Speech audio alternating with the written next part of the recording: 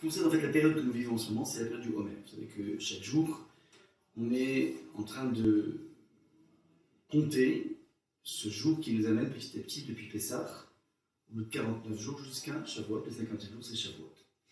C'est une période qui est considérée comme une période qui aurait dû être une période de joie et qui a été transformée, qui a été, comment dire, modifiée, comme étant au niveau du peuple juif, comme étant une période de deuil. Et une période de deuil durant laquelle on n'a pas le droit donc, d'aller chez le coiffeur, on n'a pas le droit de se raser, on n'a pas le droit de célébrer des mariages, on ne peut pas écouter la musique, si ce n'est une musique a cappella. Bref, il y a pas mal de prescriptions halakhiques qui font que cette période est une période de deuil. En deuil de quoi? Deuil de cette fameuse hécatombe, de ce fameux apocalypse qui s'est passé chez Rabbi Akiva. Alors, on va essayer d'analyser les deux textes qui parlent donc de cette période, et cette période donc d'hécatombe, des 24 millénaires de Rabbi Akiva, et essayer de comprendre ce que la Torah veut nous signifier, ce que les Chachamim, sages d'Israël, veulent nous dire dans leur façon de décrire l'événement et décrire les conséquences de l'événement. Alors je vous ai marqué donc le texte du Talmud, on dit le texte Amrou, Shnaim Asar Elef, Zugim Talmidim Alou Rabbi Akiva. Donc Rabbi Akiva avait 12 000 pairs de compagnons d'études. Ouais, donc il y avait 12 000 pairs, donc s'il y a 12 000 pairs, ça fait 24 000. 12 fois 2, ça fait 24. Mi Gavat à Antiphras. De Gavat jusqu'à Antiphras, ce sont des villes, des villes. Et Kulan metu beperek echad. Et tous sont morts beperek echad en une seule période. Mi pene shelo na'agu kavod zelazé. Perek echad, c'est une période. C'est cette fameuse période de Pessah, dans une courte période, on va dire ici. Et pourquoi? La Torah, donc le Talmud, donne une raison. C'est quoi le pourquoi des choses? Le pourquoi est le suivant. Parce qu'ils ne se respectaient pas mutuellement. Vaya Olam Shamem, et le monde est devenu désolation. Atsheba Rabbi Akiva, je fais ce que Rabbi Akiva débarque. Et Tzel Rabotenu Sheba Darom, chez nos maîtres qui sont dans le sud. Ve Shana Lahem, Rabbi Meir. Il a enseigné à Rabbi Meir, Ve Rabbi Yehuda, et Rabbi aussi, Rabbi Shimon, Ve Rabbi Elazar ben Shamoua. Donc 5 maîtres, Rabbi Meir, le fameux Rabbi Meir, le Rabbi Yehuda, le Rabbi Yossi, le Rabbi Shimon, Ve Rabbi Elazar ben Shamoua. C'est eux qui ont fait renaître la Torah, qui ont fait se relever la Torah à cette époque. Tana les Chachamim rajoute Kulam metu mi Pessah vadat Tzelet. Alors, c'est une précision qui est donnée par le Talmud. La période en question, cette courte période qui a été le moment terrible de l'hécatombe des enfants des 24 millénaires de Rabbi Akiva, cette période en question, comme je l'ai dit dans l'introduction, c'est de Pessah à Tzelet. On précise. C'est de Pessah jusqu'à Tzelet, ça c'est la clôture, c'est-à-dire Shavuot. De Pessah à Shavuot, ils sont morts dans ces 50 jours. Amar Achama bar Ava, Vetema Rabbi Chia bar Avin. Rabbi Chama dit, et certains disent que c'est Rabbi Chia bar Avin, enseignement, Kulam metu mitara'a. La mort, c'était une mort sale, une sale mort. Maïe, qu'est-ce qu'on entend par une sale mort? Amar Rav Nachman. Rav Nachman répond, Askara, il s'agit de la diphtérie. Là, c'est ce qui est marqué ici dans le passage du Talmud. À vous de jouer pour essayer de poser des questions qui méritent d'être posées. Dans ce texte extrêmement court. À vous de jouer. Alors, sachant qu'on avait encore sur l'Onago Kavod Zelazé, il avait dit que les élèves entre eux n'ont pas réussi à chercher, à rehausser le Kavod de l'autre. Je ne veux pas. Pour l'instant des réponses, j'ai des questions. Ouais. J'ai des questions sur le texte. Pourquoi ils se respectaient pas? Déjà définir la chose. Qu'est-ce que l'on entend par le non-respect? À votre avis, c'est quoi le non-respect? On banalise l'autre? On n'est pas poli. On n'est pas poli? Un manque de déretz? Je vous pose d'accord, ok. Donc, est-ce que maintenant, je pose une question. Est-ce que tu penses que pour un manque de déretz, on pourrait, Hachem pourrait envoyer une catastrophe aussi puissante? Parce que ça vient de Tadjikim. Comment? Parce que ça vient de Tadjikim. Peut-être que ça vient de Tadjikim. Tadikim. Donc c'est l'idée de dire, comme c'est des équipes, alors on les scrute, on les regarde, en fait, on les attrape au moins de détails. Ok, et en quoi ça me concerne moi? Si on parle de super grands tzadikim, qui à leur niveau, une petite chose s'appelle. C'est grave. En quoi ça me concerne moi? Une leçon. Une leçon quoi? Qui concerne les super-héros? Non, mais si eux, ils étaient punis pour. Mais moi, je suis pas un super tzaddik. Donc j'ai aucun risque. Donc ça m'intéresse pas. C'est pas un thème qui m'intéresse. Si on te dit qu'il y a deux familles de pensée dans tel et tel CNRS, dans telle et telle, grande université, ouais, donc il y a un débat entre deux façons d'aborder, je sais pas moi, la question sur le sida, enfin la réflexion scientifique sur le sida. Ouais, et il y en a un qui pense A, l'autre qui pense B, et finalement c'est lui qui a B qui a eu raison. Ça concerne. Débat interne. C'est tzadikim. Cette idée de dire, voilà, tu comprends, c'est tellement grave à leur niveau que voilà. Alors, donc, c'est-à-dire que tu es en train de me dire, ça ne me concerne pas. Bah, ça, après, ça me concerne parce que. Quoi? On dit que contre le troisième langage, c'est pas Ouais. inscrit. Mais là, la raison, c'est sur moi, c'est pas pour un problème de politesse que Hachem va me dégommer. Je suis pas tzaddik gamour, donc en fait, je suis tranquille. Donc lui qui me dit, Hachem, enfin, les maîtres du Talmud me disent directement, c'est toi, c'est dans le commun des mortels, c'est la plupart des juifs, pas les tzaddikim gmourim, vous, comment dire, vous devez travailler là-dessus. Travailler par exemple sur la haine gratuite, par exemple. Ça j'entends, c'est quelque chose qui touche tout le monde, c'est un truc plus lourd que les problèmes de politesse. Donc d'ores et déjà, la raison qui est marquée a l'air difficile à attraper. Difficile à comprendre pourquoi, comment dire, c'est-à-dire, soit c'est quelque chose qui me concerne à moi aussi, alors là ça m'intéresse, ça me marre, mais si ça concerne que des super-héros, alors ouais, ok, alors c'est les problèmes de Superman, quoi. Ouais, c'est pas... Ah non, voilà. Il a un problème des fois il manque du crypto, je sais pas quoi, c'est pas nous. D'accord, donc déjà, première des questions, la raison évoquée par Elisa. Ensuite.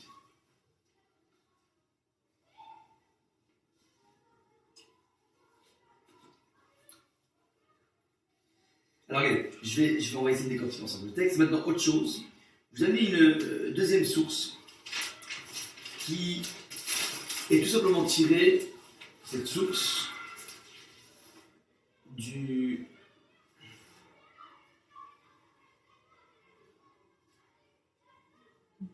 C'est Yehud Shimoni, ouais. Yehud Shimoni qui amène ça. Amar le Benaï, c'est une autre mara, je sais plus, je l'avais attrapé. Je peux vous trouver la référence, c'est le cas dans Sifte Chaim.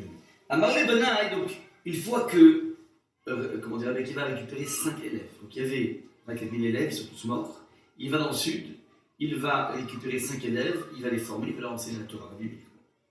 Maintenant, lorsqu'il leur enlève, Amar le Benaï,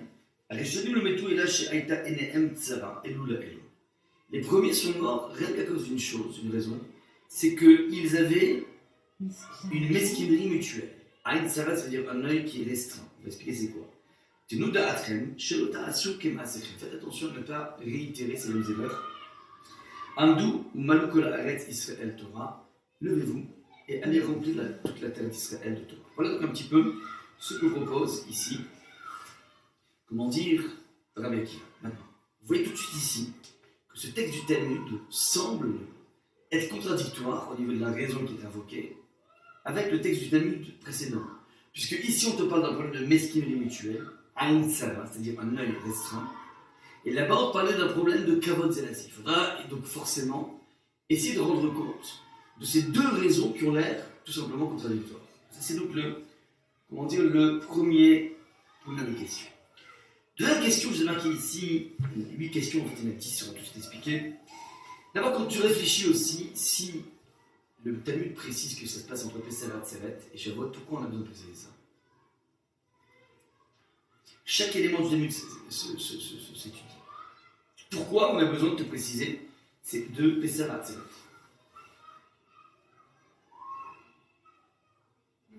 Pardon? Combien ça dure le temps? Pour avoir, alors, on t'avait dit que c'était une courte période. Donc, qu'est-ce que tu as besoin? Il faut que tu compares. C'est un mois et demi. Qu'est-ce que tu as besoin de préciser que c'est entre Pessah et Shavuot? Et ça aurait été entre Rosh Hashanah et Hanouka, ça aurait été différent? Ah, peut-être parce que pour montrer que c'était court.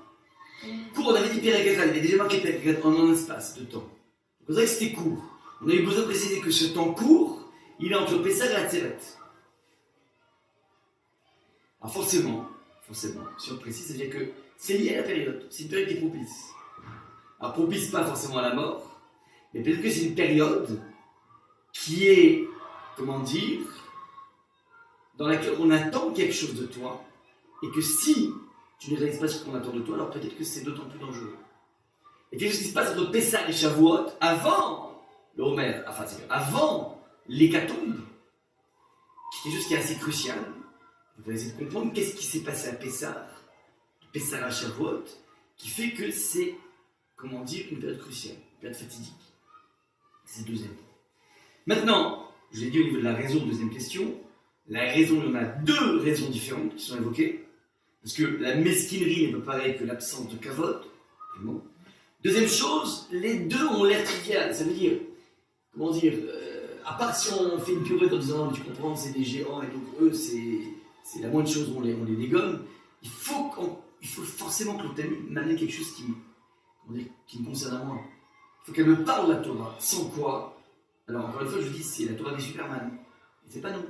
Donc forcément, si le Talmud prend soin d'écrire quelque chose, c'est qu'on doit attraper quelque chose à notre niveau, même si ce n'est pas les grands édiquines.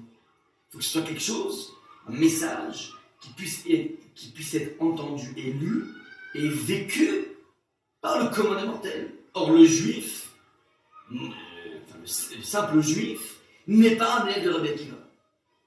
Ça, c'est donc le deuxième point. Troisième point, vous avez remarqué que on sait que c'est 24 000 élèves, mais le texte n'a pas dit 24 000 élèves. Qu'est-ce qu'il a dit le texte? 12 000 couples. Ça veut dire blanc, bonnet, bonnet, blanc. Ouais. On aurait pu dire aussi, donc on y est, 8 000 trios.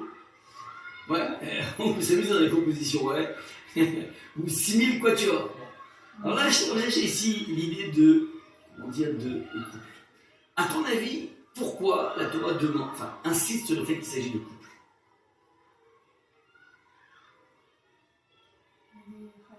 C'est des ravoutos, des combats. Ça veut dire quoi? Qu'est-ce qu'on veut dire, toi, là? Il est toujours de 2 à 2. Et donc, si on précise ça, quelle est la différence entre si je t'avais dit 24 000 élèves et je te dis 12 000 pères?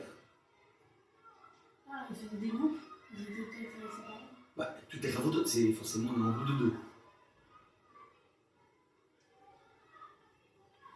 Ça veut dire qu'on te localise, a priori, le lieu du problème. Ah, c'est-à-dire qu'en fait, le kavod, il était à chaque fois entre deux cravats. Voilà. C'est pas les gens, ils marchaient dans la rue et jetaient un peu par terre. C'est donc de la razotte. Le nœud du problème, c'est dans la relation de deux ravoutot. Mais c'est quoi deux ravoutot? C'est quoi deux ravoutot? Comment se crée deux ravoutot? Deux compagnons d'études, comment ça se crée?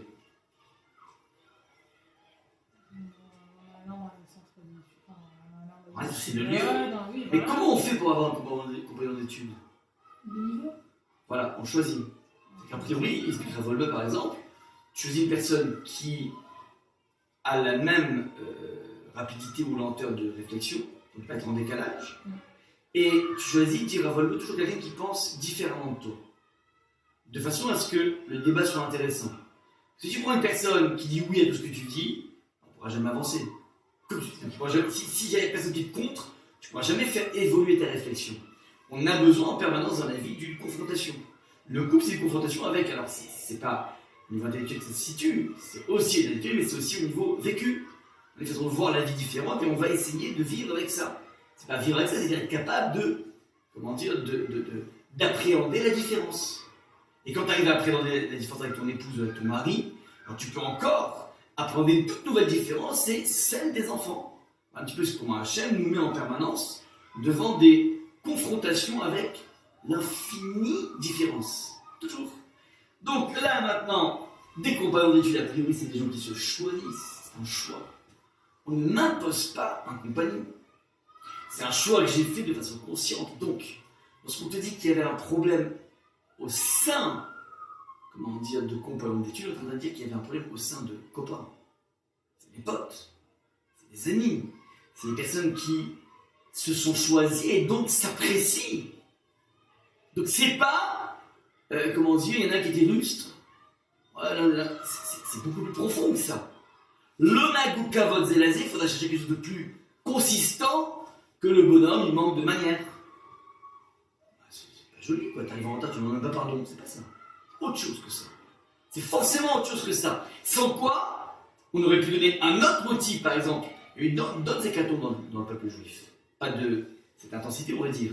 Mais lorsqu'on parle de la destruction du premier temple, ou du deuxième temple, du sinatrinam, la haine gratuite, ça veut dire, c'est pas la haine gratuite entre deux compagnons d'études, c'est qu'il y a un climat qui s'est créé dans lequel tout le monde aille tout le monde. Je supporte pas ta réussite, je supporte pas ta façon de faire. Ouais, mais ça veut dire que là, j'entends que c'est quelque chose que nous connaissons, ça.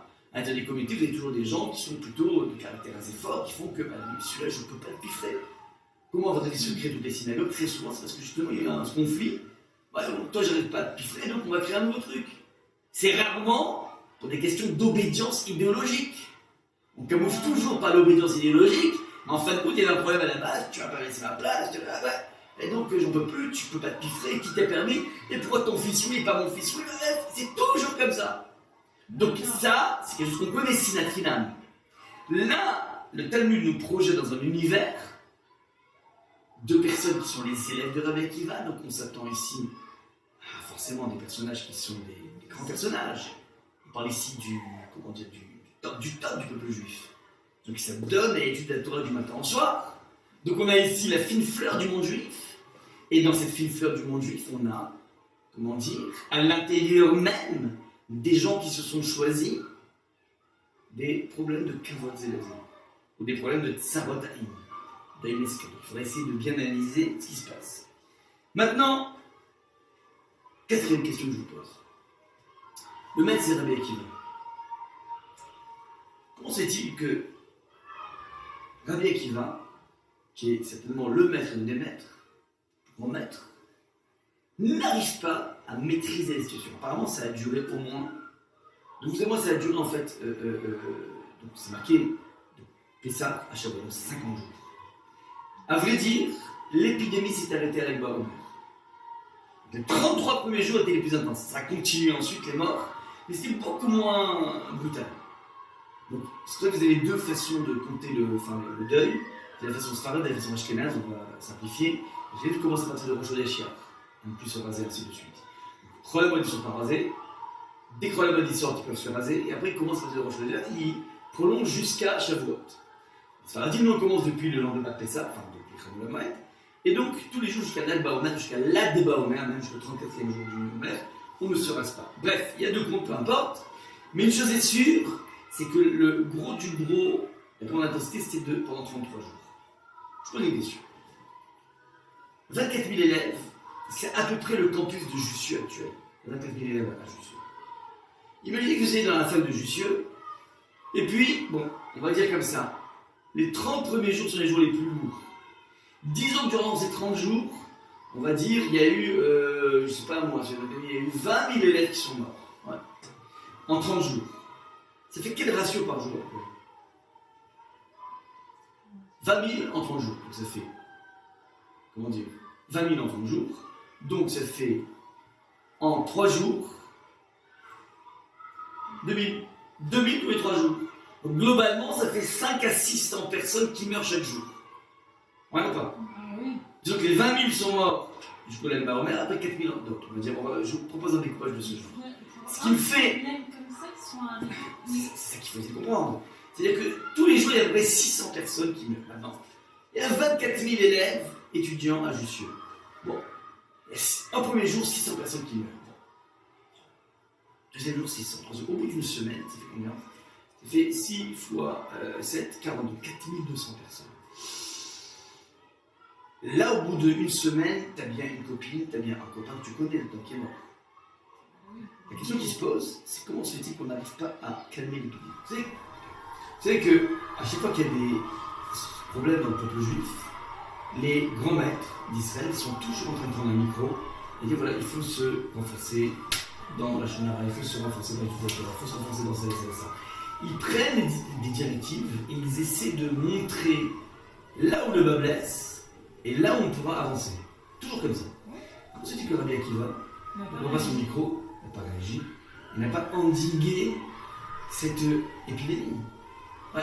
Alors disons que 2-3 jours, le temps qu'on récupère la gifle, au bout de 3 jours, tu prends un micro, là, apparemment, tout se passe comme si ça échappe aux commandes du grand maître. Ça, c'est donc la 5e question.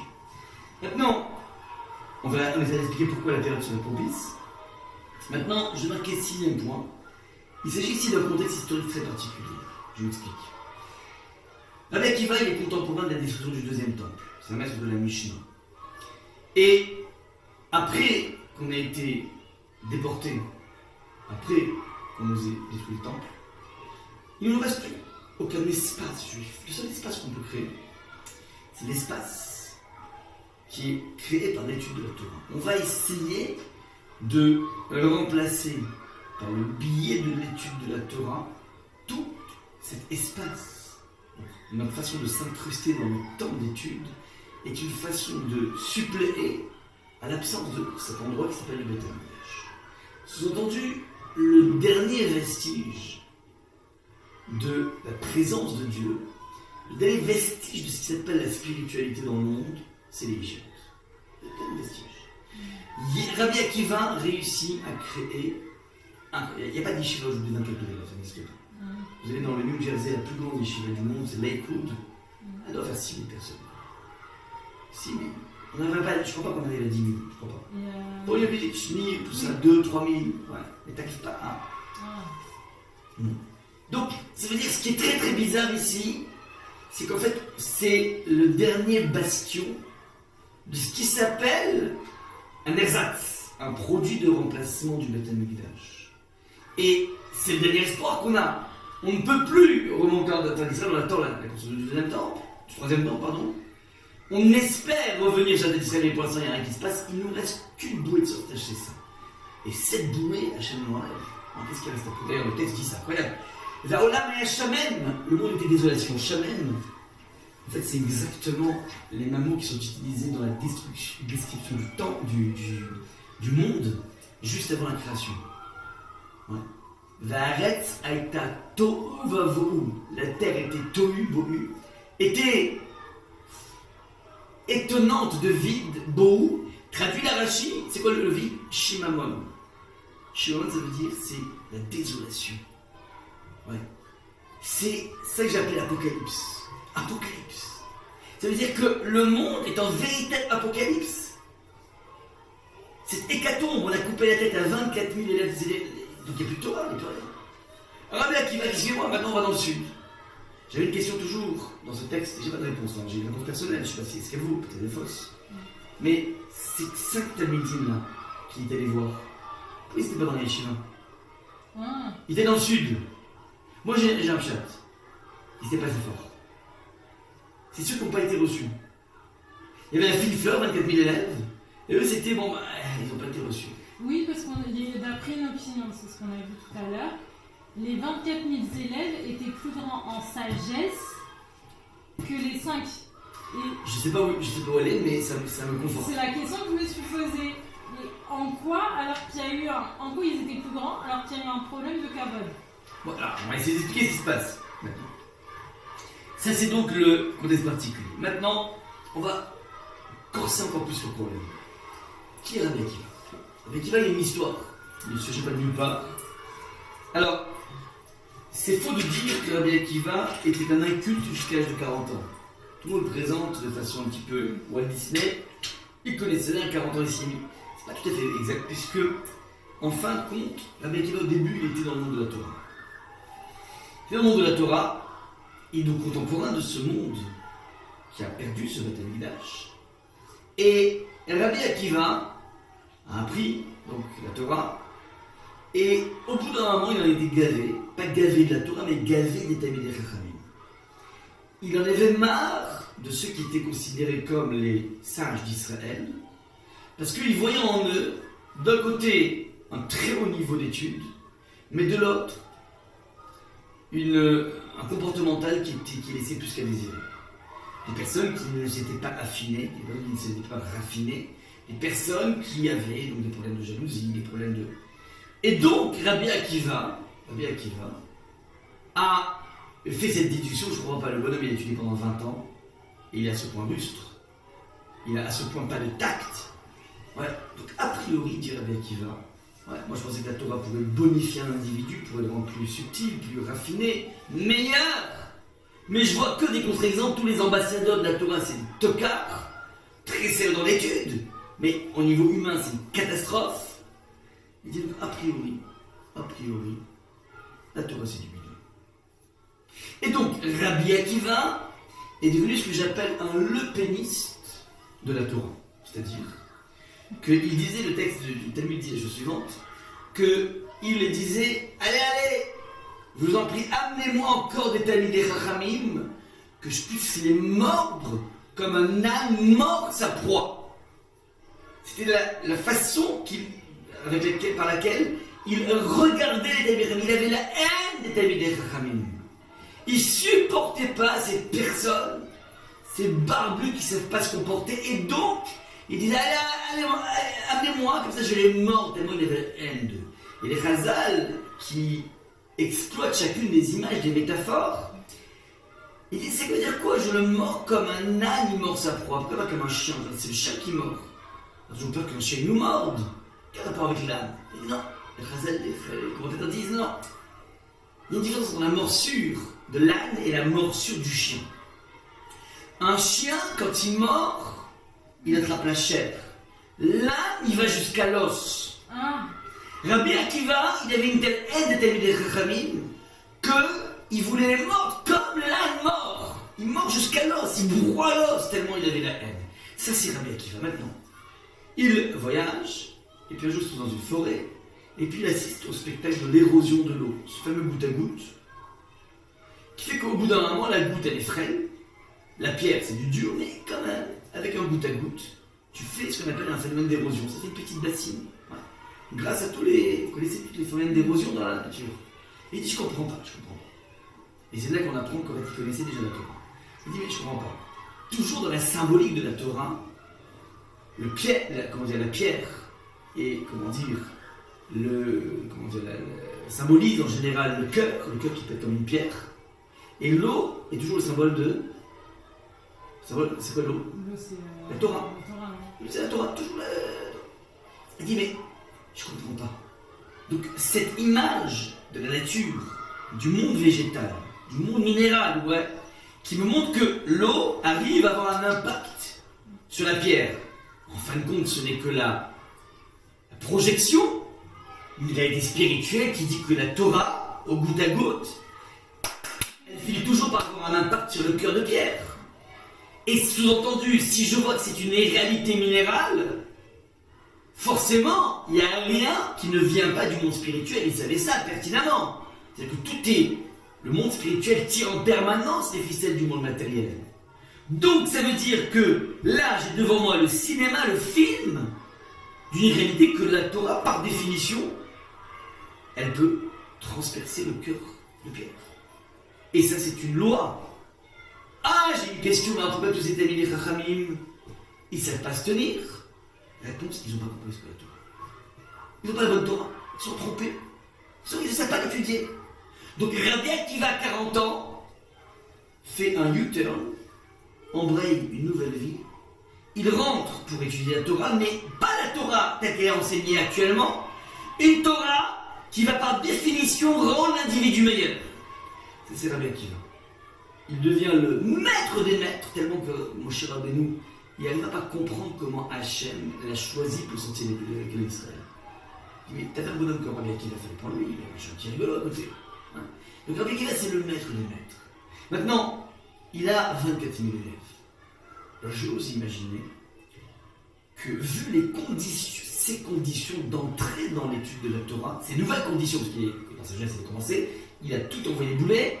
Et après il reprend avec un dada. Mon dada dans la vie, c'est de montrer que la Torah, pour un individu, en fait une perle, un diamant. J'ose imaginer que dans tous ces discours, ça devait transpirer.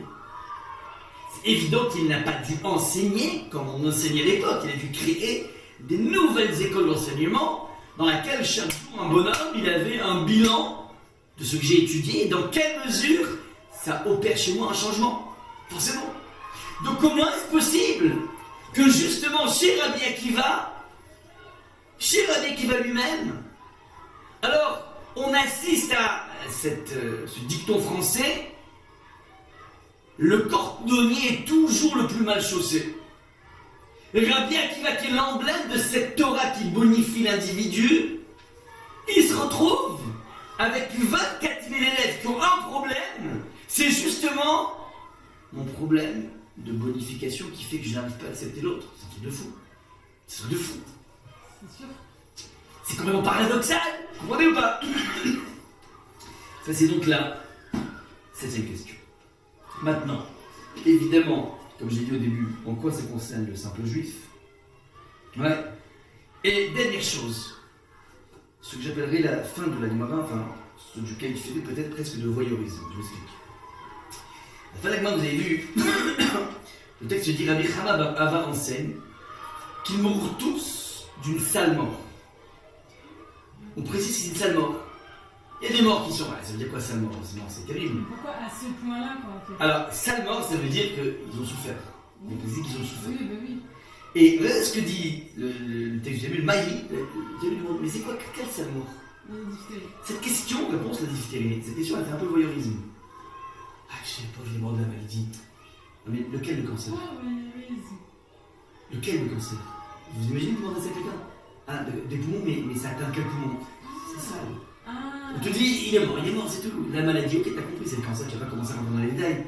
C'est sida, c'est poumon, c'est le rein, c'est le foie, c'est pas joli. C'est quoi cette façon que le Talmud a dit? Tu sais quoi? C'est seulement, je te précise, c'est quoi, c'est la diphtérie? C'est presque un détail qui ne mérite pas d'être prononcé. Ils sont morts, on parle pas, on a une certaine décence par rapport à la mort. Ça, c'est donc la dernière question. Évidemment, en bonus, cette semaine, j'ai vu, comment dire, pourquoi 24? C'est quoi le symbolique du 24? Alors, il va étudier aussi 24 ans. Déjà, première chose, c'est qu'avec l'équipe, il étudie 24 ans. 12 ans plus 12 ans. Ouais, donc on peut dire que chaque année, il a amené 1000 élèves. Première chose. Mais maintenant, 24, on va gagner une symbolique tout à fait particulière. Qu'est-ce qu'on entend par là? Maintenant, je donne maintenant 3 façons de comprendre ce texte du Talmud. La première, c'est de Rav Wolbe. La deuxième, je ne sais plus d'où je viens. Et la troisième, c'est de Rav Lerter, on est là de Rav Wolbe. On va rester dans le monde de Rav Wolbe. La première des choses qu'il faut comprendre ici, c'est que le Talmud nous a donné une indication.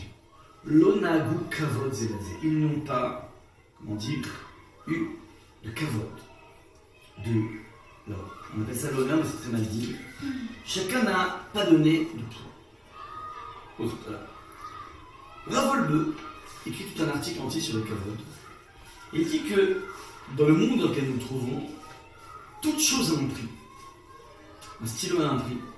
Une feuille a un prix. Une heure de cours a un prix.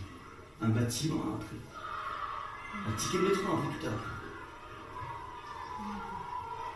Comment peut-on donc... Et on a plein d'indices pour évaluer les choses. Ouais, il y a des hausses et des baisses, mais en fait, tu peux évaluer le prix du mètre carré à Neuilly. Tu peux évaluer le prix du baril de pétrole, et duquel va découler tous les prix de l'essence S95. Toute chose peut être définie par un prix. La question est la suivante: quel est le prix de la spiritualité? Tant qu'on est dans le monde matériel, c'est quantifiable, c'est définissable, on peut circonscrire la chose, donc on peut le référer à quelque chose. Il existe dans le monde matériel des choses qui ont un côté, insaisissable au niveau prix. Par exemple, l'œuvre d'art. Si vous allez au Louvre tout à l'heure, vous verrez en bas de la Joconde, il y a marqué valeur inestimable. Les impressionnistes, vous avez des 100 millions, 200 millions, 300 millions d'euros, c'est des valeurs. C'est ce qui a été négocié dans les marchés de l'art. Mais sur des œuvres comme Léonard de Vinci, comme la Joconde, il y a marqué inestimable. Pas de prix. Pas de prix. Une des choses qui fait peut-être que le Louvre est le plus beau musée du monde, c'est parce qu'ils ont la Joconde. Ils ont la Joconde. Ils ont beaucoup de choses, mais ils ont aussi la Joconde. C'est un musée incroyable. Maintenant, inestimable. C'est-à-dire, dès que tu rentres dans le monde un peu de l'art, c'est vrai que là, on perd un peu les pédales. Question suivante. Comment tu peux analyser, comment tu peux comment dire, jauger la spiritualité, le prix de la spiritualité. Comment tu peux aussi jauger l'homme? L'homme dans tout son ensemble. Je ne parle pas de l'homme en tant que médecin. C'est très simple, chaque 10 minutes, il a droit à une ordonnance, donc 23 euros. Donc le temps d'un médecin, c'est à peu près 23 euros les 10 minutes. On va dire comme ça, ouais. Et d'un spécialiste, ça va être 300 euros les 10 minutes. Ouais. Donc ça, c'est, tu vois, du temps de l'individu en fonction des compétences. Je parle de la valeur de l'individu. Combien tu... Un esclave, pour que ça existait, on va le juger en fonction de sa puissance de travail. On va le regarder comme un tracteur. On va dire oui, on va regarder ses dents, on va regarder s'il est en bonne forme. Et lui, bon, je suis prêt à le prendre pour 1000 euros. Mais, puisque nous ne sommes pas que des forces de travail. Entre parenthèses, les ingénieurs sont vendus à la journée. Des cabinets qui s'occupent de placer des ingénieurs en informatique, en réseau, n'importe quoi. Qui fait voilà, on vend des hommes au jour. À 1000 euros, 2000 euros, voilà, cette personne va se déplacer chez toi, dans telle et telle boîte, et elle va faire un travail, et ça va coûter tant et tant. Ça, mais là c'est le temps, c'est pas la personne, c'est le temps de la personne, c'est la compétence de la personne. La question c'est juste savoir combien ça coûte. Non. Alors là c'est très très dur à essayer d'évaluer. L'idée est la suivante, c'est que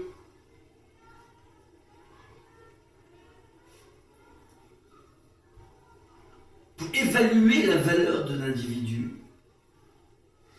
on va l'évaluer en fonction du kavod qu'on donne à cet individu, qui est fonction directement de la prise de conscience, de la valeur intrinsèque qu'il a du fait qu'il abrite une neshama. Tout individu a un diamant à l'intérieur de lui qui s'appelle la neshama, l'âme de l'individu. C'est-à-dire ce moteur divin qui se trouve à l'intérieur de toi. Et une façon d'évaluer cela, ça va être évalué en fonction du respect que j'attribue à une personne ayant pris conscience du fait qu'il y a quelque chose de gigantesque. Et donc du coup, puisque tu peux jamais savoir quelle est la neshama de l'autre, tu es toujours censé donner un maximum d'égard à un individu, donner un maximum de respect à l'individu, parce qu'il abrite quelque chose de divin. Vous voyez ce que je dis ou pas? Le kavod, c'est inné, non pas du fait que la personne a plein d'argent, non pas du fait qu'il m'a donné plein de services, mais qu'il abrite quelque chose de subtil, de noble, qui s'appelle sa neshama. Mais pourquoi on a décrété un décret si dur sur les... Attends, rêvez. D'accord. Maintenant, pour pouvoir jauger, observer, prendre conscience, prendre la mesure de la dimension de l'autre, il y a un préalable essentiel. C'est la prise de conscience de sa grandeur personnelle. Je ne peux aborder la grandeur de l'autre que si j'ai moi-même une prise de conscience minimale de ma grandeur. Sans quoi, je risque d'avoir des rapports conflictuels avec l'autre. Parce que si je reconnais chez l'autre quelque chose que je n'ai pas, ça va tout de suite créer chez moi un complexe. Ça, c'est donc le point de départ, me dit Rabbeinu Yonah. Il dit que, je l'ai cité sur Rabbeinu Yonah, la clé essentielle est de connaître sa valeur propre et ses qualités et celles de ses pairs. Leur grandeur et leur importance, ça veut dire je viens d'une souche, j'ai des grands-parents, des parents, et à quel point elles sont choyées aux yeux d'Hachem. J'ai dans mon héritage une grande personnalité, une personne qui a fait ça et ça, et je sais qu'Hachem il a pris ça. Ça, c'est mon origine. Ça, c'est ma richesse. Et s'il ne connaît pas sa valeur et celle de ses pairs, il pourrait très facilement se laisser emporter dans des chemins tortueux, c'est-à-dire vers ce qu'on appelle une dépréciation de lui. Première des choses dans la vie, avoir une estime haute de soi. Pas par vanité, à partir du moment où tu arrives à déceler quelque chose de grand à l'intérieur de toi, alors à partir de là, tu pourras envisager et voir chez l'autre ce que tu as déjà vu chez toi. Donc la première des choses qu'on te demande, c'est être capable d'avoir une lecture haute de toi-même. Ça, c'est donc ce qu'on appelle le premier des points. Maintenant, tu as une prise de conscience de ta propre grandeur, moins tu seras soumis au regard de l'autre. Moins tu auras besoin de l'approbation de l'autre. Parce que quand je suis conscient qu'il y a quelque chose de bien à l'intérieur de moi, j'ai plus besoin de béquilles extérieures. Donc il y a deux impacts dans l'estime de soi. L'estime de soi, elle engendre chez toi une première impact, c'est que je n'ai plus besoin de l'approbation d'autrui, je sais que je suis quelqu'un de grand. Deuxième impact, je pourrais ouvrir ma perspective, mon regard sur la grandeur de l'autre. Je ne serai pas gêné par la grandeur parce que moi, je sais très bien que j'ai aussi ma grandeur et on va dire chacun son rôle en fonction des outils qui nous ont été donnés. Je peux être conscient, par exemple, que je suis quelqu'un de très gentil, très patient, ouais. Pas forcément très courageux, mais au moins je sais que j'ai telle et telle qualité et ça provient de la structure de ma neshama. Et quand je sais que j'ai ces qualités et donc je sers à quelque chose, alors j'ai cette garantie de pouvoir regarder l'autre avec une lecture beaucoup plus vraie, beaucoup moins gênée. Ça, c'est donc le premier des points, c'est la prise de conscience de sa propre grandeur. Et lorsqu'on dit, que l'onagu kavod zelazé, c'est que, et on a dit qu'il y avait deux aspects. Il y avait un aspect qui s'appelle sarotaï, un regard mesquin, et ensuite le négozé. En fait, l'un est la conséquence de l'autre, ça veut dire. Il regardait l'autre de façon mesquine, je regarde chez toi tout ce qui cloche. À l'intérieur même de compagnons. Maintenant, pourquoi je regarde chez toi que ce qui cloche? Parce que je n'arrive pas à voir chez moi ce qui est bien. Car si j'arrivais à voir ce qui est bien chez moi, alors je ne serais pas gêné de voir ce qui est bien chez toi. Donc, première des choses, les personnes commencent par avoir un regard réducteur, un regard emprisonnant sur les vrais défauts, au lieu de se concentrer sur ce qui s'appelle les qualités ultimes de l'individu. Mais qu'est-ce qui fait que j'arrive pas à voir les qualités? C'est qu'elles me gênent. Pourquoi elles te gênent? Parce que tu n'as pas suffisamment de confiance en toi. Et cette confiance, elle vient si tu fais une vraie introspection, tu regardes ce qui est bien chez toi. Pas ce qui est mal, mais ce qui est bien chez toi. Donc, premier des moments, c'est cette sabotage. Deuxième conséquence, deuxième aspect. Alors, à partir du moment où je me focalise sur ce qui cloche chez toi, il est évident que je n'ai pas repéré ce qui est bien et donc je ne pourrais pas distiller ce qui s'appelle le kavod, c'est-à-dire je ne pourrais pas distiller une approbation de ce que tu es. Voilà donc comment les choses s'enchevêtrent. Sarotaïm implique l'onagu kavod zelazé, ça veut dire que je ne vais pas pouvoir, te laisser cet espace de progression. Ça, c'est donc la première démarche. Je vais même amener cette démarche, cette Mishnah dans Avot, Pirkei Avot, qui dit, dans le chapitre 4, Mishnah numéro 1, Eze ou Mechubad a Mechabed et Fabriot.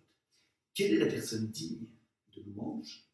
C'est la personne qui est capable d'en donner. D'accord. Le lien, ça veut dire, pourquoi tu es digne de louange? Parce que tu es capable d'en donner. Parce que si tu es capable d'en donner, ça veut dire que tu es capable de voir ce qu'il y a à l'intérieur de toi.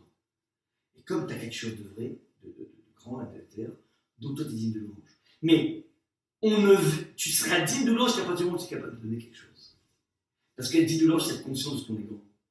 Or, je pourrais le voir de la prise de conscience que tu es grand, qu'à partir du moment où tu verbalises chez l'autre sa grandeur. Ça va être le test. Le véritable test, c'est ta faculté de pouvoir repérer chez l'autre ce qui est bien et non pas ce qui est mal. Ça, c'est donc le première des démarches. Deuxième démarche, qui rejoint un peu la première, c'est ce qu'on appelle le firgun. Le firgun en hébreu, c'est un terme qui vient du yiddish, qui veut dire, alors j'ai donné les trois axes du firgun. Premier point, c'est repérer les qualités propres de l'autre. On a tous dans la vie cette faculté à défier les gens par une étiquette négative. Un petit peu comme les nains. Il y a la grincheuse, il y a la paresseuse, il y a la simplette, il y a en permanence, étant donné que les défauts sont les choses qui sont les plus répétées chez un individu, alors on a l'impression que c'est ça sa carte d'identité. La première des choses qu'on doit faire dans nos relations avec les parents, relations avec les enfants, relations avec notre entourage, essayer d'avoir un détecteur de qualité. Premier des points. Deuxième des points, c'est pas seulement je détecte, ah tiens, la personne en face de moi est plus généreuse, est plus fiable, est plus gentille, est plus truc. Être capable de le verbaliser. Alors, même dire c'est compliqué de verbaliser parce que déjà j'ai repéré une qualité qu'elle n'a pas, une qualité qu'il n'a pas. Donc, déjà je me sens, elle est là et moi je suis là. Mais si en plus je vais verbaliser, j'ai l'impression que je vais me enterrer. Ouais, c'est par exemple, imaginons, moi je suis plutôt très très égoïste, une grosse barre, on va dire comme ça, et je suis en face d'une personne qui est super généreuse. Déjà, je la vois super généreuse, ça met un peu en porte-à-faux. Moi je suis une grosse barre, j'ai du mal, j'arrive pas, c'est plus fort comment. Maintenant, lui il sait pas que je suis une grosse barre. Donc on peut continuer tous les deux à se regarder, voilà, comme si on était les mêmes. Donc, si je viens lui dire, oh, eh ben comment t'es gentil, vraiment, mais sa façon de recevoir, et pas que ça, de se soucier, d'appeler, d'accompagner. Si je dis ça, je suis en train de lui dire, moi je n'aurais pas fait ça, et j'aurais pas fait ça, et j'aurais pas fait ça. Donc je vais lui donner une image négative de moi. Et donc j'ai peur de le verbaliser, parce que si je verbalise, j'y perds. Je crois ça. Enfin, donc c'est exactement l'inverse. Quand je verbalise la chose, l'autre ne va pas avoir un regard négatif sur moi. Il ne va pas dire, ah tiens, c'est pratique, il m'a loué, et donc ça veut dire que je suis mieux que lui, donc je regarde de haut. Au contraire. En lui montrant qu'il est un exemple, je suis en train, d'une façon, de lui donner raison d'exister. Je suis en train de transformer ses qualités en dynamique d'inspiration. La première des choses que je fais, je repère la qualité de l'autre. La deuxième des choses que je fais, c'est que je verbalise les choses. Parce que lorsque je verbalise, je donne une raison d'être et surtout, je suis en train de m'inspirer de lui. En verbalisant, je suis en train de me hisser vers lui. Et le deuxième impact de la verbalisation, c'est que plus je dis à la personne « tu es gentil », plus il va croire à cette étiquette. Et plus il y croit, plus il va agir en fonction de quelqu'un de gentil. Pareil un enfant. Plus tu lui dis « t'es fort, t'es balèze, t'es grand, t'es noble », moins plus il aura du mal à faire des bêtises. Pourquoi ? Parce qu'en fait, je lui montre qu'il est grand. Mais quand tu as une prise de conscience et tu crois que tu es grand, tu vas te laisser aller à faire des bêtises. Tu vas pas te laisser aller à faire comme tout le monde, viens, on va dans un truc, on va chipper les bonbons. Non, c'est trop grand pour ça. C'est bas. C'est bas de se laisser aller. Ouais, tout le monde fait mais moi, je suis pas comme tout le monde. Moi, je suis grand. Moi, et c'est autre chose. Donc, c'est l'idée. Plus tu verbalises sa grandeur, plus l'autre, tu lui laisses un espace, tu lui laisses de progression. Mais ça t'enlève rien à toi. Parce qu'au contraire, toi, ça te hisse vers l'autre. Voilà un petit peu une deuxième façon de comprendre le kavod. Ça veut dire ce regard mesquin fait que j'arrive pas à voir chez l'autre ses qualités, comme j'arrive pas à voir chez l'autre ses qualités. Alors de toute façon, ni moi je m'inspire, ni lui je lui permets de se déployer. On a créé des momies. C'est la deuxième façon de voir la chose. Voilà 5 minutes pour vous donner la troisième. J'ai apprise de Rav Lerter, qui est un élève direct de Rav Volbe. Et l'idée est la suivante. Attention, on se situe maintenant dans une yeshiva. Dans une yeshiva, on passe notre temps à étudier la Torah. Ils font partie de la fine fleur du monde de l'étude de la Torah, fine fleur du monde du raffinement intellectuel. Ils sont tous, comment dire, parce que ces deux choses que je vous dis, appliquez voir un peu les enseignants mieux que moi. Je me suis demandé pourquoi il n'a pas pris le micro et les enseignants en disant voilà, on arrête les. Il y a quelque chose qui est inenseignable dans ce qui s'est passé ici et qui va tout expliquer. Petite parenthèse, avec ces deux façons de voir la chose, dans ces deux premières raisons, on parle beaucoup de verbalisation. Si la Talmud vient préciser qu'il s'agit de la diphtérie, parce que la diphtérie, c'est quoi la diphtérie ? Ce qu'on appelle une méga-angine que tu préserves, en fait, c'est une inflammation des ganglions qui fait que la personne s'étouffe. Si tu lis le gorge. Si le texte du Talmud, c'est pas du voyeurisme, c'est l'endroit où se loge, comment dire, la maladie, c'est là que se loge le problème. Il y a un problème de verbalisation. La Torah dit la chose suivante. C'est quoi l'étude de la Torah ? L'étude de la Torah, c'est quoi ? Tu comprends un texte qui est sur un texte de la Torah écrite, de la Torah orale, ça veut dire la façon dont nos Chachamim, nos sages, nous ont donné les clés d'accès au texte de la Torah écrite. La Torah écrite, c'est la parole de Dieu. La Torah orale, c'est la façon dont on pourra approcher cette parole d'Akadosh Baruch Hu. C'est une sorte de prisme, c'est pas une falsification de Shalom, c'est une clé d'accès. Je vous ai dit, une Chavruta, c'est deux personnages qui se mettent un en face de l'autre, avec la même rapidité de compréhension, mais l'un il pense toujours blanc, l'autre pense noir. Maintenant, comment ça va se situer au niveau du texte? Ils voient un texte, les deux. Reuven dit blanc, Shimon dit noir. Reuven dit noir. N'importe quoi. C'est pas noir. C'est blanc. Parce que telle et telle preuve. Noir il dit non. Shimon dit non, t'as pas compris. C'est forcément noir. À cause de telle et telle preuve. Ah, donc tu sais quoi? C'est vrai que t'as raison. C'est pas si blanc que ça. Il dit, t'as raison, c'est pas si noir que ça. Et tous les deux, Reuven et Shimon, faire un travail extrêmement subtil d'affiner les choses. Et donc, on va arriver au bout du compte avec des heures de travail, au fait que Reuven il dit, lui qui disait blanc, il dit gris clair, il dit non, c'est gris foncé la définition. C'est dans un mouchoir de poche. L'un disait blanc, il dit non, maintenant on se retrouve sur un mouchoir de poche. Moi je pense que ce qui est marqué ici, c'est gris clair. Il dit non, c'est gris foncé. Maintenant, on a tellement été authentique dans notre démarche. Je disais pas, moi quand je disais blanc, Reuven dit, c'est pas trop dit pour faire le contraire, parce que je pense vraiment blanc. Maintenant, par mon contact avec Shimon, pardon, j'ai appris à affiner la chose. Et donc je me rends compte que c'est pas blanc, c'est sûr que c'est pas blanc, c'est gris clair. Mais l'autre il dit non, pas du tout, c'est gris foncé. C'est ce qu'on appelle la première étape de l'étude de la Torah. Maintenant, comme je suis authentique dans ma nouvelle, et je suis investi, que je suis beau, je suis fort. Toi qui dis gris foncé, comment je te regarde? Comment je te regarde? On va devoir maintenant écrire la halakha. Comment on fait? On écrit gris clair ou gris foncé? Comment on fait? Oui. Comment? Je dis. S'il y en a un qui dit. Comment? On dit comme ça quand il y a deux avis, on prend l'avis le plus strict. Mais qui a dit? Pas Chacun forcément, c'est le métier de la c'est le moins strict. En deux mots, Reuven regarde Shimon comme il s'est trompé. Et Shimon regarde Reuven comme il s'est trompé. Ah ouais. Ah oui. Forcément. Parce que 1 plus 1 égale combien? 2. Si Reuven dit 2 et Shimon dit 3, on va faire le shalom. On va dire, vous savez quoi? On va écouter les copains. Shalom, shalom, shalom. 2 et demi. 1 plus 1. Ça, il faut être un problème du cerveau pour dire un truc pareil. Là, on va écrire la lettre. Comment je mets les téphilines, comment je fais Shabbat, comment je construis une soukha. Donc, il faut qu'on tranche. Ça, ou gris clair ou gris foncé, c'est les deux bons du dossier. Maintenant, on va trancher. Ou gris clair ou gris foncé, peu importe.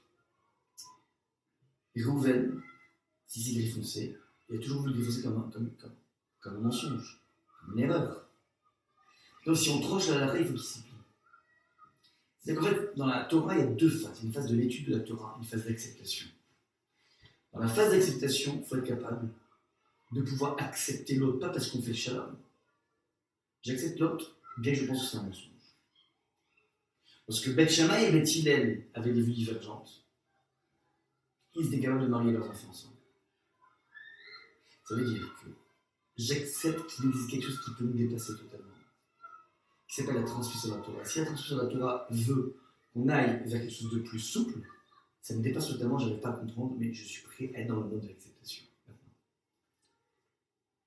De façon inhérente au monde de l'étude de la Torah, monde qui réunit des individus qui sont tous mus par un objectif, attraper la vérité, avec la plus grande des authenticités, avec la plus grande des investissements qui sont investis. Il est extrêmement dur pour des gens qui cherchent une vérité absolue, d'accepter après cette démarche le fait que ce que j'appelle le mensonge va triompher. C'est extrêmement dur. C'est inhérent à toute personne qui est soucieuse de la vérité, d'une vérité absolue, d'avoir à se plier devant quelque chose que je vois comme étant mensonge. Et pourtant, là se loge le secret de tous les Shalom Bayit. Le secret de tous les Shalom Bayit n'est pas d'arriver avec une vérité écrasante, avec les millions de preuves qui font que l'autre s'est planté et moi j'ai raison. La vérité du Shalom Bayit, c'est d'être capable de se coucher, de se répéter, laisser un espace à l'autre, sachant que je vois chez l'autre quelque chose qui est faux. C'est ça, en fait, le secret du Shalom Bayit. Je vous explique comment. Et c'est pour ça qu'on a insisté sur Zougot, je peux dire. Alors là, peut-être que vous avez ce cours, je vous donne l'exemple suivant. Lui, c'est un Suisse, il vient de Suisse. Et il s'est marié avec une Suisse, mais qui n'a rien de blonde, qui n'a rien de Suisse. C'est-à-dire que lui, c'est un bonhomme ultra réglo. Son horaire, le rangement, et sa femme, il s'est marié avec une poétesse. Et donc, il dit au début du mariage, moi j'étais très choqué. Voilà. Par exemple, je sais pas moi, ma femme, elle laissait traîner le linge dans le bac à ce linge. On voyait du linge, il faut tout traiter. On laisse tout est impeccable. Ma femme est du genre, me dit-il, à par exemple laisser des piles d'assiettes en vaisselle et jouer avec les enfants. Je dis, ça marche pas. D'abord, on mange des piles après on joue, c'est pas possible. Il faut pas faire. Il faut d'abord tout ranger. Ouais. Il dit un jour que sa femme venait d'accoucher pour le deuxième enfant, ou le premier enfant, je sais pas. Et puis, elle était donc à la clinique et elle dit à son mari, il faut que tu ailles me chercher en vitesse quelque chose que j'ai oublié à la pharmacie, à la maison. Donc lui, il débarque à la pharmacie, il était censé amener rapidement le médicament à sa femme. Puis il venait présent à la pharmacie, puis, enfin non, pas la pharmacie, dans la salle de bain. Dans la salle de bain, un panier à linge, raconte-t-il, qui était à moitié rempli. Je dis, c'est pas possible, c'est gênant, pour à moitié rempli. Donc, dans sa précipitation, il prend soin de faire une demi-machine. Une machine. On va laisser un panier à linge à moitié rempli. Il faut que ce soit vide, dans sa tête. Donc le bonhomme, il me raconte, j'ai fait quand même pris le temps de faire une demi-machine et amener les médicaments. Je supporte pas le désordre. Et ma femme, comme ça, on dit, on ouvre le frigo, elle laisse des choses qui périssent dans le frigo. Mais non, une chose qui n'a pas été mangée, pas qu'à la poubelle, moi, c'est net. Et depuis le début du mariage, je me disais toujours, bon, ma femme a tort, mais c'est son mode de fonctionnement, bon, tant pis, mais elle a tort. Parce que c'est sûr que Hachem, il a des choses Yachin, un droit, Hachem, donc j'ai la Torah avec moi. Et elle, bah, c'est une déviance de la Torah. Comme ça. Regardez sa femme comme ça, mais il n'a pas créé des problèmes. Ouais, mais elle n'est pas dans le vrai. Jusqu'au jour où il raconte comme ça, il était assis à table, en compagnie d'Ov. Tout le monde autour de la table, les enfants. Et puis, la maman avait fait une soupe qu'elle avait mise dans le magnifique plat en faïence. Et ce plat donc passe d'enfant en enfant. Et d'un coup, donc, il arrive auprès d'une fille, il dit, j'ai une fille qui a un peu une tête de linotte, elle oublie tout. Donc, elle prend le plat, elle se sert, et puis elle passe à son frère, sans regarder, elle lâche le plat, il n'avait pas pris dans les mains, et le magnifique plat en faïence qui s'explose, éclaboussure de partout. Et là, me dira de la terre, j'ai senti ma colère rentrer en moi, et je dois m'exprimer pour dire à quel point ma fille a pas de tête. Il a voulu exploser en 2 mots, ouais, c'est cocasse comme histoire. Et du coup, là, il a regardé son épouse se lever dans zen, arriver comme ça. C'est tout mouillé, elle est venue tranquillement, et il s'est tué. Et là, il fait un décryptage de cette situation, et il dit voilà, jusqu'à présent, ouais, je pensais être dans la vérité, et ma femme dans le mensonge. En voyant cette scène, j'ai réalisé en fait, que j'étais moi dans le mensonge, avec toutes mes références à l'Afrique, et elle dans la vérité, c'est-à-dire. Évidemment, ma fille était de linoleum, on fait attention quand on place un peu. Et ça, c'est la vérité. Mais si j'avais exprimé ça de façon forte auprès d'elle, dans la vie que j'ai vue dans les vaisselles, que j'ai tout ce zen en question, fait que, dans un instant pareil, ce qu'il faut, c'est surtout pas brutaliser un enfant. Il faut être capable de pouvoir, gérer la situation, non pas avec la colère, mais au contraire avec du zen. Qu'est-ce qu'Hachem attend de nous lorsqu'on a un projet parental? D'être toujours dans le vrai? Ou de comprendre que parfois, il existe des choses qui ont l'air pas vraies, mais qui sont la vérité absolue. La vérité absolue, c'était la réaction de sa femme et pas la sienne. C'est que lui, il peut être, équipé de toutes les références halachiques. On ne peut pas laisser, dans un frigo, des choses se périr, il y a pas de base juridique, il y a beaucoup de choses. Il peut être truffé de références halachiques et psukim. En fin de compte, il existe toujours ce qu'on appelle une lecture métahistorique, quelque chose qui dépasse, le cadre, qui fait que c'est ça qu'Hachem attend. Hachem, il attend là-dedans cette faculté de laisser une place à l'enfant lorsqu'il a fait une bêtise. Et bien, cette faculté de laisser une place, ça, c'est ce que Hachem attend, donc c'est la vérité. Ah, tu vas me dire, c'est pas Yachar, c'est pas grave. Hachem, il attend toujours ce qu'on appelle le Yachar et le Tov. Le Yachar, c'est ce que tu crois être droit. Et le Tov, c'est ce que Hachem est content que tu vas faire. Et c'est exactement ce point, que l'on touche ici. L'onagou kavod zelazé, ça veut dire à partir du moment où je vois que tu arrives à une conclusion qui est fausse, j'arrive même pas à avoir des égards parce que je pense que tu te trompes. Être capable de faire comme Beth Shammai et Beth Hillel, de marier nos enfants ensemble, c'est prendre conscience que derrière cette démarche de recherche de vérité absolue peut se cacher une irruption d'une vérité relative qui, elle, va s'avérer être non pas relative, mais être ce qu'on appelle la vérité absolue. Ça, c'est ce qui se passe ici. Dans l'Olem Kovalazé, c'est la raison pour laquelle c'est justement inhérent au monde des gens qui sont dans l'étude de base et des gens qui sont dans cette recherche de vérité absolue que c'est loger le problème. Parce que, je dis toujours comme ça, que dans ma vie, j'ai toujours cru que quand tu es authentique et tu es à la recherche de vérité absolue, tu peux écraser tout le monde. Parce que toi, tu es vrai et les autres ne sont pas vrais. Parce qu'on cherche la vérité, alors on a l'impression qu'on est armé d'une arme super atomique qui fait qu'une personne que tu vois qui ne cherche pas tellement la vérité, alors tu l'écrases. Parce qu'il n'est pas sincère, parce qu'il n'est pas vrai. Mais là, le texte dit l'enjeu n'est pas que la recherche de la vérité absolue. C'est cette recherche, c'est un moteur permanent. Il faut avoir un petit peu de recul et dire attention. Il y a aussi ce qu'on appelle la relation humaine. Et si toi, tu es tellement mu par cette recherche de vérité absolue, s'il y a ton éducation, et que tu n'as pas forcément cette éducation, et donc, peut-être dans un conflit, c'est pas de lui laisser cette place. Bien que tu le vois comme étant dans l'erreur. Ça, c'est, l'enjeu. C'est évidemment lorsque je parle de ça, je parle systématiquement, et nous allons par rapport au dernier message. 24 000 élèves, il y en a 24. 24, c'est le tableau, mais c'est la gamatria de Kaf Dalet. Kaf c'est 20 et Dalet c'est 24.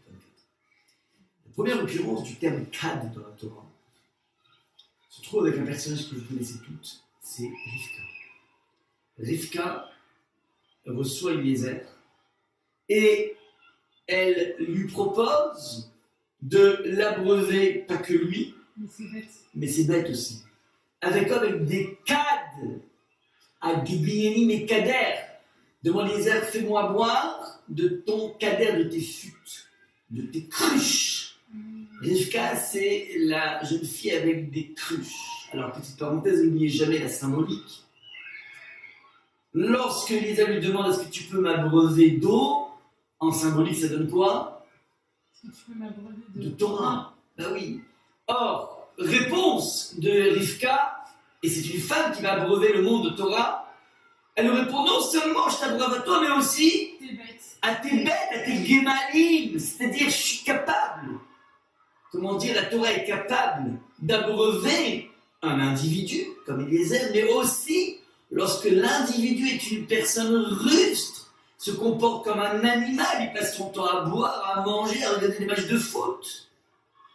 Lui aussi, une femme est capable de lui distiller la Torah et de le faire grandir. Ça, c'est la réponse de Rivka. Ouais, et c'est ce qu'il attendait. Et il voulait que le message, soit un message qui ne soit pas que pour une élite, mais il soit capable d'être véhiculé pour n'importe quel type de personne, et même les personnes les plus gamins, les plus animaux. Ça, c'est ce que propose. Maintenant, sans arrêt, il y a un cadre, ça veut dire que cette eau en question, l'eau, c'est l'eau. Il faut toujours un réceptacle. La c'est le cadre, c'est l'ustensile dans lequel tu vas mettre l'eau. Parce que l'ustensile, c'est justement les 24 000 élèves, 24. C'est-à-dire qu'il y a des multiples tendances dans le judaïsme. La Torah écrite, elle est une. La Torah orale, elle est truffée de différentes opinions. La Torah écrite, c'est la parole de Dieu. La Torah orale, c'est les clés d'accès à la parole de Dieu qui ont été mises en place par les Talmidei Chachamim. Et il y en a autant qu'il y a des types de sages. Et donc, c'est vrai qu'il n'y a pas de tendance dans le monde, évidemment, le monde qui serait de la halakha. Je respecte la halakha, je ne parle pas du monde libéral, bien sûr. Voilà. Des gens qui trafiquent avec le chocolat au Khazirab. Mais tu vas dans le reste du monde, tu as des millions, en fait, des centaines de mouvances. Et le monde chassid, et le monde mitnaged, et le monde chabad, et le monde, c'est un peu les mêmes, hein, et le monde ashkenaz, et le monde sfarad, et le monde yéménite, et voilà. Tellement de choses, tellement de mouvances. Où je m'y trouve? Alors les gens, qu'est-ce qu'ils font? Ils rentrent du mouvance, ils disent ouais, ma mouvance c'est la meilleure. Et toi, ta mouvance, elle est bidon. Et tous rentrent dans un système de conflit, comme sont certainement rentrés des groupes d'élèves de Rabbi Akiva, qui eux sont capables, chacun ont attrapé de Rabbi Akiva un ustensile d'accès au texte, mais chacun a l'impression qu'il a découvert la panacée et que l'autre c'est du bidon. Mais il faut bien comprendre ici, c'est que CAD, les 24 000, ouais, on ne peut pas forcément 24 000 tendances, mais on a plusieurs tendances, il faut être capable pour pouvoir avancer dans la vie, comprendre que moi, ce dont j'ai besoin, c'est Chabad, c'est Satmer, c'est Sfarad, c'est Ashkenaz, c'est Lituanien, je suis vraiment dans un autre chemin. Mais il faut que je sois capable de comprendre que l'autre est dans un autre chemin. Et que l'autre, et que j'accepte dans son chemin, et que je l'aide à évoluer dans son chemin. Parce que tout le monde ne retentit pas de la même façon. Ça, c'est l'enjeu essentiel de la libération. Lorsqu'on vient dire qu'il y avait 24 000, ça veut dire qu'il y avait 24 000 types d'ustensiles, mais qui n'ont pas respecté l'ustensile de l'autre. Et nous sommes condamnés à accepter, à trouver notre voie, dans laquelle nous retentissons, dans laquelle nous avons l'impression, on sent, on se rapproche du bon Dieu, mais comprendre que l'autre ne fonctionne pas de la même façon. Cette tolérance par rapport à l'autre, et puisque c'est cette faculté de lui, c'est une place, c'est ça aussi l'enjeu essentiel. D'où provient l'histoire du 24. Je m'arrête là, c'est des questions lisées. Ah oui, Rabbi Akiva, il a rien dit par rapport à... Donc, ouais, non. Et pourquoi Rabbi Akiva ne peut rien dire? Parce que c'est inhérent à la recherche absolue. Quand on est dans une recherche de vérité absolue, comme on touche à ce qui est vrai ou ce qui n'est pas vrai, si tu dis, Rabbi Akiva prend un micro et dit faites tchouva, il y a des catastrophes qui se passent de tchouva, qu'avec leur tchouva, on va encore plus réfléchir au texte et entériner le texte et creuser, on va être encore plus vrai. Et plus tu es vrai, plus tu n'exauceras pas l'autre. Paradoxalement, vous comprenez pas? D'accord. Plus je vais m'acharner encore plus je vais trouver encore plus que c'est gris clair et pas gris foncé. Donc plus je fais tchouva, plus, comment on dit, je plombe la chose. Et donc il n'y a plus d'issue. Différent. Vous comprenez pas ce qui se passe quoi? C'est là. C'est vrai que c'est aussi dur en fait. Exactement. C'est parce que c'est inhérent au monde des gens vrais. Quand tu as des gens qui magouillent, alors c'est simple. Allez, écoute, arrêtez de magouiller, ok, c'est bon, j'arrête de triander. C'est bon, je fais tchouva. Mais quand tu es obsédé par la vérité, mais qu'est-ce que tu fasses plus que continuer dans cette obsession de la vérité, parce que c'est authentique, parce que c'est vrai, parce que c'est ça que jamais me demande. Ce qui me demande, c'est de faire ce qui s'appelle l'acceptation. En fait, ce qui se passe, c'est ce système de cercle vicieux dans lequel on n'a pas pu montrer, on n'a pu sortir. On est rentré, on n'a pu sortir. Et il reste plus des choses, il s'enfuit vers le sud. Voilà, il y aurait 5 Talmidim, c'est la Torah qu'on a aujourd'hui. Elle est issue de ces 5 Talmidim. Des gens qui peut-être n'avaient pas le cran, le niveau de rentrer, calibré, pour rentrer chez Rabbi Akiva. C'est ce qui se passe ici. Et c'est le drame qui s'est passé. Et qui met toutes les relations humaines. Donc cette Gemara, elle nous concerne à nous. Dans toutes les relations humaines, on a ça. C'est pas une Gemara des Superman et des Iron Man et des Hulk, pas du tout. C'est du commun des mortels. C'est un problème qui mine, alors encore plus ceux qui sont vrais, mais qui mine chacun à son étage.